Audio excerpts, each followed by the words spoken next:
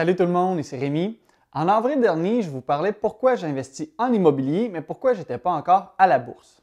Mais avec tous les événements des derniers temps, la bourse a vraiment chuté et je me suis dit que c'était enfin temps que je saute dans le bateau. Aujourd'hui, je parle donc de mes premières expériences en bourse. Je vais aussi parler de la spéculation, de la gestion du risque et aussi de la volatilité. Comme je parle dans ma capsule bourse ou immobilier, je ne m'étais pas encore lancé à la bourse pour quelques raisons. Il y a d'abord le fait qu'à la bourse, il n'y a pas d'effet de levier. Pour pouvoir faire un gain sur 100 $, il faut investir 100 $. Je répète rapidement ici qu'en immobilier, on va pouvoir profiter de l'effet de levier en mettant seulement 20 % de mise de fonds, mais en faisant un gain sur 100 % de la valeur de l'immeuble. C'est entre autres une des raisons pourquoi j'aimais mieux faire fructifier mon argent en immobilier plutôt qu'à la bourse.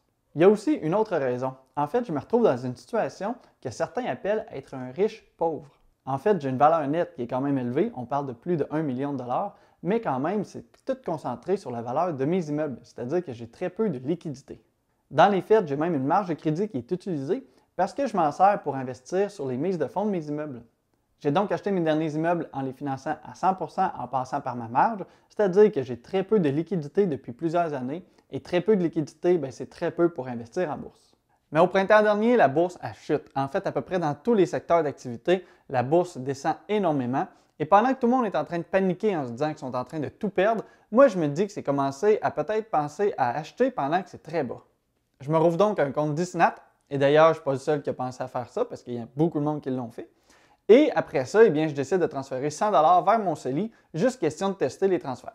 Je suis quand même quelqu'un qui apprend assez vite, fait que dès le lendemain, j'étais confiant et j'ai commencé à transférer 3000 $ pour pouvoir commencer l'aventure. C'est là que tranquillement la bourse s'est mise à remonter et que j'ai commencé à voir les possibilités. Avec 3000 $, c'est sûr que même si tu fais un bon rendement, ça peut être intéressant, mais les profits vont rester bas.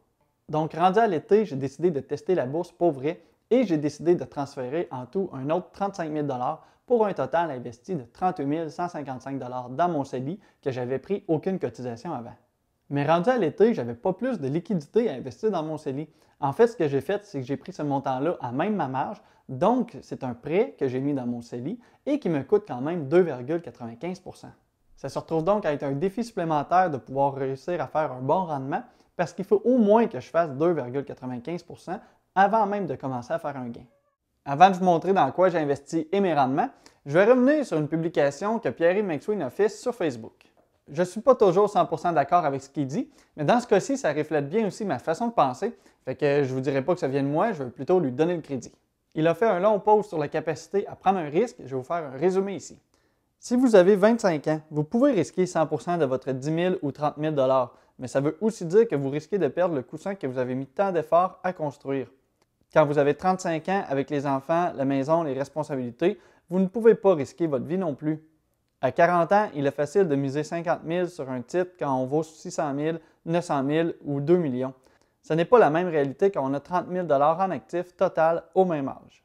En résumé, avant de mettre de l'argent en bourse, ou en fait à chaque fois qu'on prend un risque, il faut connaître notre capacité à prendre du risque et y aller intelligemment. Les banques appellent ça le profil d'investisseur. Pour ma part, j'ai mis 38 000 $ que j'ai pris à même ma marge de crédit. C'est clairement pas la bonne chose à faire si votre seule valeur, ça se trouve être votre Civic 2017 qui vaut 5 000 $ et que vous êtes payé 15 $ de l'heure. Mais dans mon cas, c'est un montant que je suis prêt à risquer et si je le perds, je vais quand même être capable de me refaire relativement rapidement. Si je le perds, ça ne me fera pas mal financièrement. Oui, ça va me faire mais en même temps, ça n'amputera pas mon avenir financier. Si je vous dis tout ça, ce n'est pas pour me vanter, mais c'est plutôt pour vous montrer pourquoi j'ai une grande tolérance au risque. Je sais que chaque situation est différente et que pour vous, ça peut être plus bas, mais il ne faut pas être frustré si jamais votre capacité de risque est plus basse. Il faut juste apprendre à l'augmenter tranquillement. Voici donc mes investissements. C'est sûr que j'ai un petit penchant pour Tesla parce que j'en ai une et que je crois beaucoup aux produits et à la compagnie. J'ai donc décidé de miser beaucoup sur Tesla en mettant 31 000 $ en actions là-bas. Ensuite, j'ai mis 733 $ sur Pfizer parce que je spéculais sur le vaccin. Et ensuite, j'ai aussi pris d'autres petites actions ici et là, juste en petite quantité pour me former avec ça et aussi comprendre les dividendes. On s'entend, tout ce que j'ai acheté, je suis allé sur de la spéculation. C'est-à-dire que j'ai acheté en espérant que ça augmente sans en être sûr.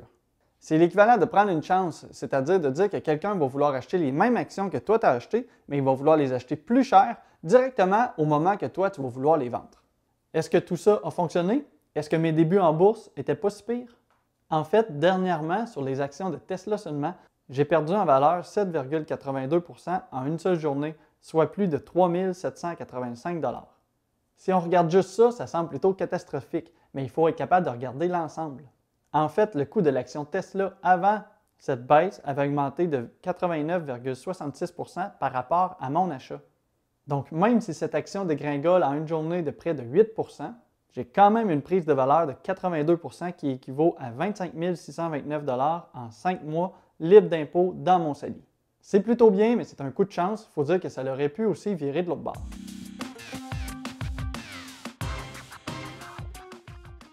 Ça m'amène à un autre concept, la volatilité. Comme on voit avec l'action de Tesla, le Bitcoin ou même les marchés en général en ce moment, en fait, il y a une très grande volatilité. Mais même s'il y a une grande volatilité, ça ne veut pas dire que la spéculation augmente, du moins pas si on vise sur le long terme. Parce qu'en bourse, à moins de faire ce qu'on appelle du day trading, c'est-à-dire vendre et acheter tous les jours, en fait, tout ce qu'on fait à la bourse, c'est on achète, on attend et on vend. Et on l'espère à la hausse. Mais ce qui se passe entre les deux, on s'en fout totalement. Il faut juste apprendre à ne pas stresser avec toutes les fluctuations qu'il peut y avoir entre le moment où tu achètes et le moment où tu vas vendre. Parce qu'en fait, les marchés ont toujours augmenté depuis plus de 100 ans. Donc, c'est quand même assez facile à comprendre que les chances que le marché soit plus haut l'année prochaine que cette année, c'est quand même assez réalisable. Donc, malgré les hausses et les baisses, il faut juste apprendre à rester dans le bateau pour le long terme. Parce que la volatilité, c'est pas mauvais en soi. Maintenant, mon CELI est à 68 000 $, c'est-à-dire que si je décidais de tout vendre aujourd'hui, j'ai fait un gain de presque 100% ou 30 000 $ sur 5 mois. C'est plutôt bon, mais il faut toujours retenir que j'ai une grande tolérance au risque. Je ne dis pas à personne de m'imiter directement. En fait, ça dépend de votre capacité à vous refaire et aussi du poids qu'une telle perte pourrait avoir sur votre portefeuille. Je ne suis pas une chaîne sur la bourse parce que j'en avais jamais fait. Maintenant que j'ai débuté, je parlerai de mes expériences de temps en temps, donc tu peux t'abonner à la chaîne pour voir mes prochaines vidéos là-dessus. Comme toujours, si tu apprécies le contenu, tu peux aussi aimer la vidéo pour m'aider avec l'algorithme de YouTube. Merci de ton écoute, bonne transaction, à la prochaine!